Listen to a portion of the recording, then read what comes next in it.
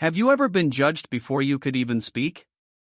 Nuru didn't cry when Amari's uncle passed her the menu without a glance. She didn't flinch when his sister asked, "Do you even work?" But when Amari lifted his glass, smirked, and said, "She's just here for the lifestyle," something inside her stood up.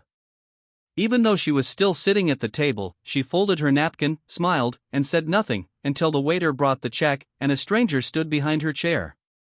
No one expected, the man she once helped. Now the CEO of the very company Amari had just applied to. "Ready to go, Nuru?" he asked. She stood, pulled out her black card, paid the bill, and walked out, not just from the dinner, but from their version of who she was. What happens when the world underestimates you, but your past kindness comes back to rewrite your story? Nuru grew up in a small, peaceful town called Arukia.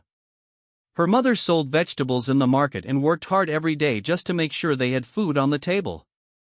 Life was never easy, but it was honest. Her mother always told her, "We may not have much, but we have pride." Nuru learned how to walk with her head high, even if her shoes were old. She didn't have fancy clothes or expensive things, but the way she carried herself made people respect her. So when Amari came into her life rich, smooth, and from a powerful family, Nuru didn't feel small. He had money, but she had strength. She didn't see him as a prize. She thought maybe he saw her heart. At first, he seemed different. He liked her smile, her ideas, her passion. But slowly, the cracks started to show. Amari, like many born into wealth, started to treat her confidence like it was a threat. He didn't admire her independence, he tolerated it. To him, love meant control, and to her, love meant respect. But she didn't realize just yet how deep that difference would go. For the first year, everything between Nuru and Amari felt perfect. He would take her out to nice dinners, surprise her with flowers, and book them into beautiful hotels for weekend getaways. Nuru had never experienced that kind of life before, and for a while, she believed it was real love. Amari made her feel special, like she finally mattered in someone's world. He called her beautiful every day and told her how lucky he was to have her. But slowly, little things began to change. It started with small comments, things he said with a smile, but they didn't feel kind. One day, when she was excitedly talking about her students, Amari laughed and said, "You still take that little teacher job so seriously." She paused, unsure if he was joking or insulting her, but she brushed it off. Maybe he was just in a mood. Then it happened again. When she shared an idea for a school project she was passionate about, he barely listened and said, "That's cute, but it's not really something that changes the world." Each time she spoke about something important to her, he'd find a way to make it seem small. At first, she tried harder to impress him. She thought maybe she wasn't doing enough. Maybe he didn't understand her work. But the truth was, Amari didn't respect it. Things became even clearer when his cousins came to visit. Nuru thought she'd finally meet more of his family, but every time, Amari made an excuse. He'd say, "You're probably too tired," or "They're only in town for a short time," and he'd go alone. At first, she believed him, but after the third time, she realized he didn't want them to meet her. Nuru started feeling like a secret, not a partner. The man who once made her feel like a queen was now slowly pulling away, making her question her place beside him. It wasn't just about the dinners or the trips anymore. It was about respect. And no matter how sweet love starts, it can't cover the truth forever. One quiet Friday afternoon, Amari called Nuru and told her his family was having a small dinner that evening. He said it was just a simple gathering, nothing too serious, but then added, "Or something elegant. They're just a little high standard." Nuru smiled at his words, feeling a bit nervous, but also excited. She had never met his entire family before. She wanted to make a good impression. She didn't have fancy clothes, but she pulled out a special dress, a deep green one her late mother had given her. It wasn't new or expensive, but it fit her well and made her feel close to her mother. She added her small gold stud earrings, brushed her hair, and wore her best smile. She looked in the mirror and told herself, "Be proud of who you are." When she arrived at the house, everything looked grand. The cars, the lights, the people, it all felt like a different world. Still, Nuru held her head high.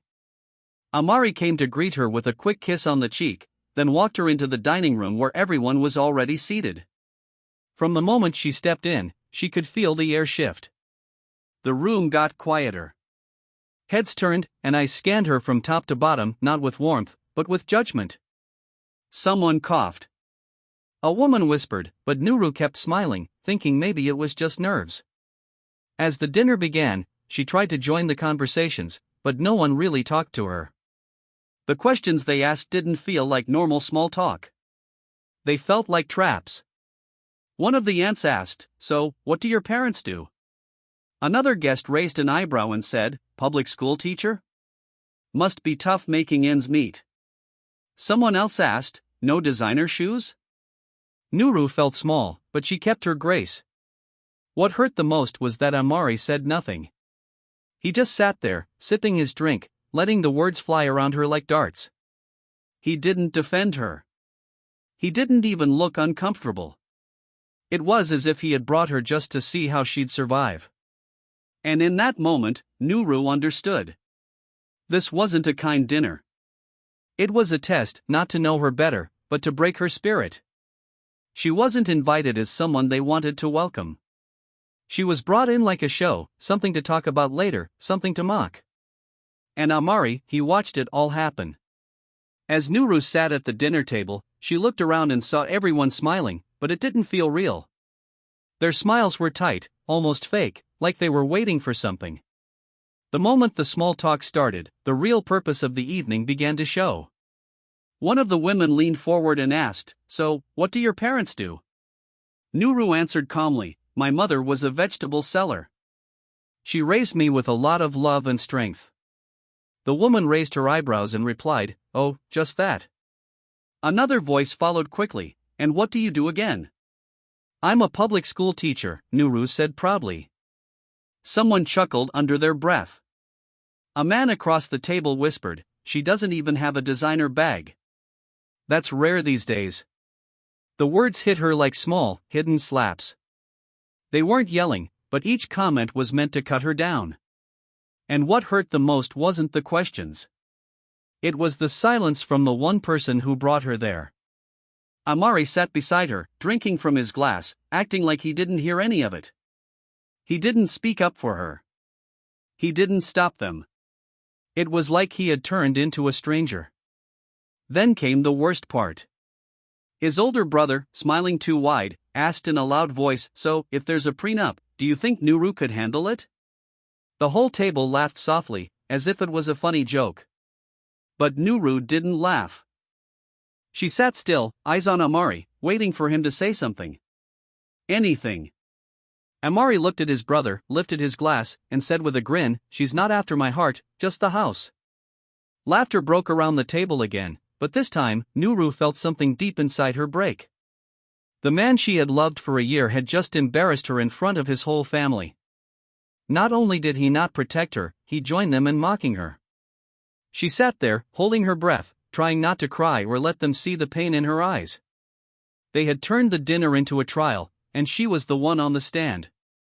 But what they didn't know was that Nuru wasn't weak. She might be silent for now, but her silence was just the calm before a powerful storm.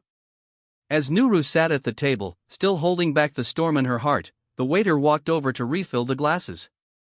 She kept her eyes low, focusing on her napkin, trying to calm the noise in her head. But then something made her look up. A tall man had entered the room and was walking toward their table. At first, she thought it was just another guest, but then her eyes met his, and her breath caught. She knew that face. "Oba," she whispered under her breath, almost in shock. Yes, it was him. Oba, the quiet, humble intern she had mentored 5 years ago. Back then, he was just a young man with big dreams and very little money. He would stay late at the school library, asking questions, writing plans, and sharing his hopes for the future.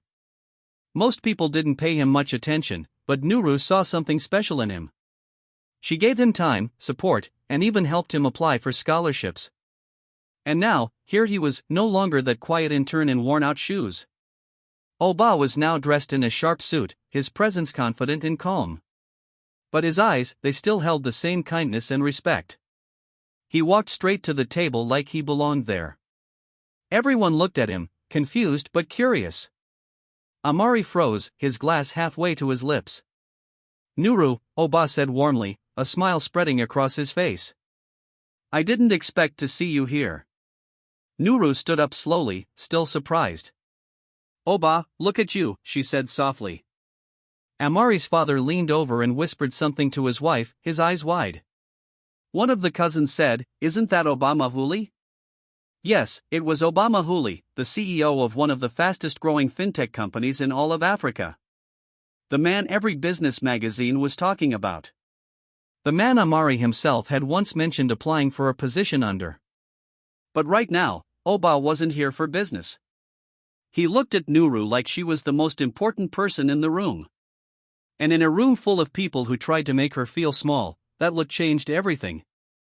He hadn't forgotten, not the late nights, not the encouragement, not the kindness she gave when she had nothing to gain. Oba remembered who believed in him when no one else did.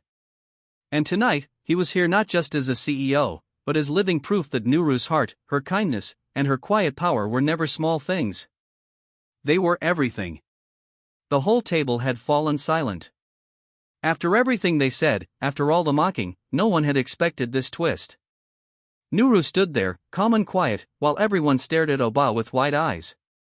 The man they had only seen in news articles or business interviews was standing beside her, speaking to her with deep respect.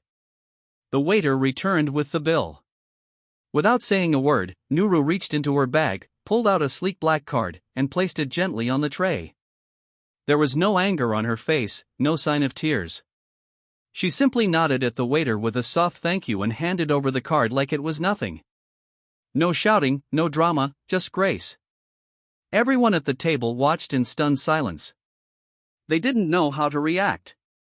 A minute ago, they were treating her like she didn't belong.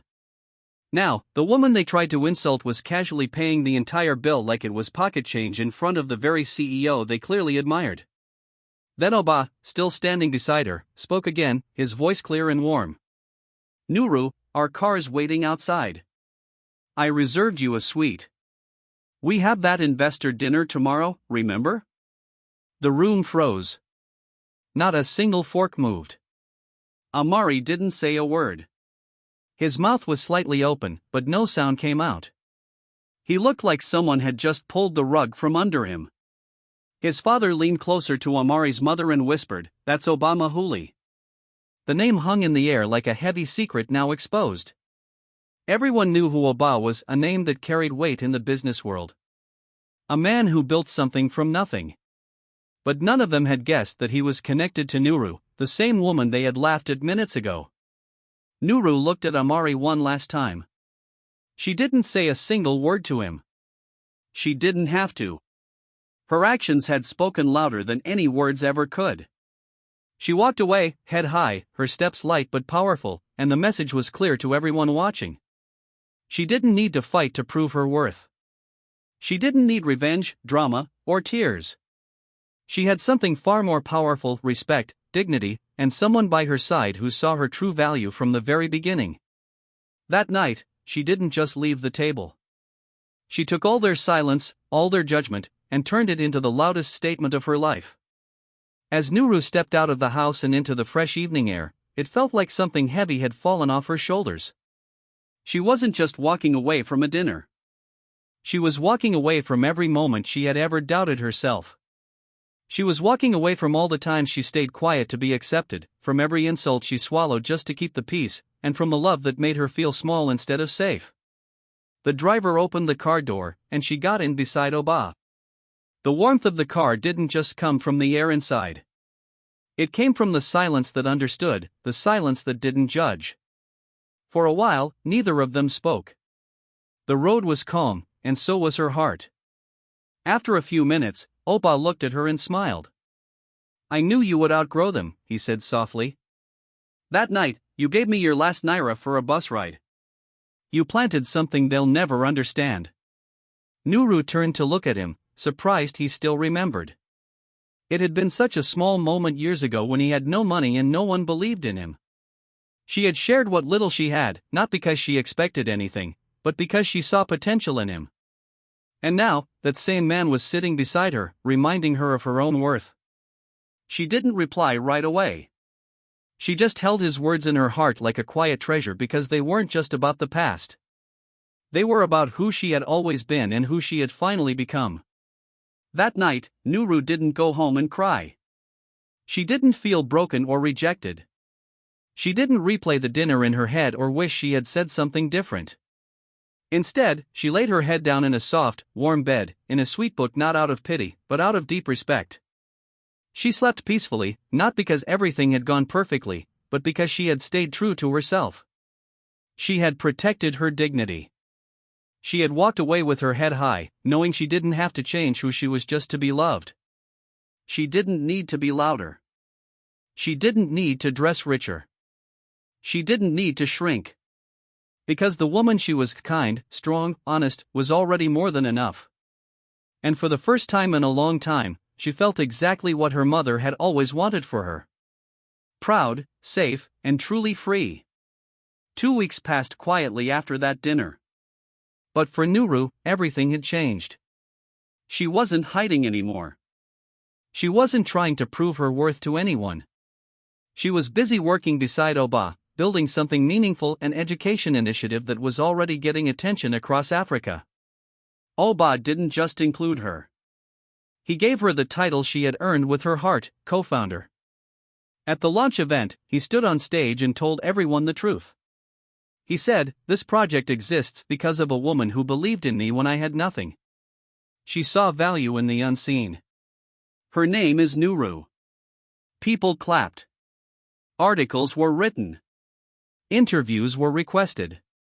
The world finally saw what she had always carried inside: strength, vision, and kindness that could light up the darkest corners. And just when everything was moving forward, Amari's name appeared on her phone. It was a message, simple, short. "I didn't mean what I said. I just wanted them to accept you." Nuru stared at the screen for a moment, not because she was surprised, but because it was so small. After everything that had happened, that was all he had to say. No real apology, no real understanding of what he had done. She didn't cry. She didn't smile. She didn't reply. Because now, Amari's words didn't hold power. They were just another message, just another name, just another notification she didn't need to open. While he was busy trying to explain himself, the world was already celebrating her. She was being invited to speak at schools, attend conferences, and sit in rooms where real change was being made. The same people who once looked past her were now looking up to her. And the same woman Amari had once laughed at, he now watched from a distance, knowing he could never reach her again. Nuru didn't need revenge. She didn't need to send a reply because the best reply was her success, her peace, her truth. And Amari? He had waited too long to say sorry. Now his voice was just noise, and Nuru had already moved on to something louder: purpose. Nuru never planned to go back to prove a point. She didn't need to. Her life had moved forward, and her energy was focused on building, growing, and lifting others. She didn't carry bitterness, only purpose. But weeks later, an unexpected invitation arrived. It was from the same family who had once laughed at her during that dinner. They were hosting a big gala, and they wanted her to be the keynote speaker. At first, she thought it was a mistake, but it wasn't. They had seen the headlines, the success stories, the interviews, and the praise. Nuru wasn't just Oba's co-founder anymore. She was becoming a symbol of hope for young women across the continent. And now, they wanted her to stand on their stage. She accepted the invitation, not out of pride, but because she knew her words could reach someone who needed to hear them. That evening, she walked into the grand hall wearing the same green dress her late mother gave her. It wasn't flashy or expensive, but it held meaning. She didn't need gold or diamonds to shine. She was the light now. People stood and clapped as she took the stage. The same people who once whispered behind her back were now leaning forward to listen. She smiled gently, took a deep breath, and began. Her speech was titled, "The Power of Investing in People, Not Pedigree." She spoke about how true value isn't found in last names or designer clothes, but in hearts, ideas, and kindness. She shared stories about her students, her mother, and even Oba. She spoke softly but clearly, with each word reaching deep into the crowd. She didn't speak with anger. She didn't mention names, but everyone in that room knew exactly what she meant. And just before she left the stage, she ended with one powerful line that echoed across the silent room: "Don't confuse humility with invisibility." The applause that followed wasn't polite. It was real. It was loud. And it was full of respect. Nuru didn't return to shame anyone. She didn't need revenge. She returned as someone they would never forget, not because she shouted, not because she fought, but because she rose. And she showed them and the world that grace, when paired with strength, doesn't need to scream to make history. Weeks after the gala, the new issue of Bold Women Africa hit the stands. On the cover was Nuru, standing tall, proud, and glowing in the same deep green dress her mother once gave her. She wasn't holding a designer purse or posing in some luxury car. She was holding a simple school book, the symbol of everything she stood for: education, growth, and real change. The headline under her photo read, "Meet Nuru, the educator who schooled a nation." Her story spread like wildfire. People all over the continent were sharing the cover, quoting her speech, and calling her a role model. Young girls in classrooms began to write her name in their notebooks. Teachers across Africa held up her journey as proof that one woman with heart and purpose could change the world. And somewhere, far from all the applause, in a quiet office with the blinds half drawn, Amari sat at his desk, staring at the magazine article. He hadn't seen her since that night at the dinner. He hadn't spoken to her since she left his message unread. Now, he was reading every word slowly, carefully, trying to understand the woman she had become. No, the woman she had always been.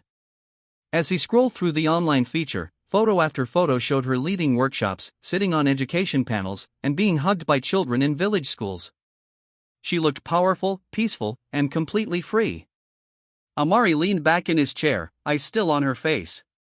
He remembered the night he laughed at her at the dinner table. He remembered saying she was just there for the lifestyle. But now, the truth was everywhere. She wasn't a gold digger. She was gold, a gold that grew in silence, gold that didn't need to shout to shine. He had once thought she didn't belong at his table, but he never realized she was quietly building one of her own. And now, the world wasn't just inviting her to sit, it was giving her the headseat. If you've ever been underestimated, mislabeled, or told you don't belong, let Nuru's story remind you you don't need permission to shine. Build your own table. Drop a heart in the comments if you believe real gold stays quiet, but never unnoticed. Tag a woman who's rising silently but powerfully. Share this with someone who needs to hear, humility isn't weakness, it's the beginning of greatness. This is Real Stories Diary, bringing you stories that inspire, uplift, and remind you of the power within. Stay tuned for more.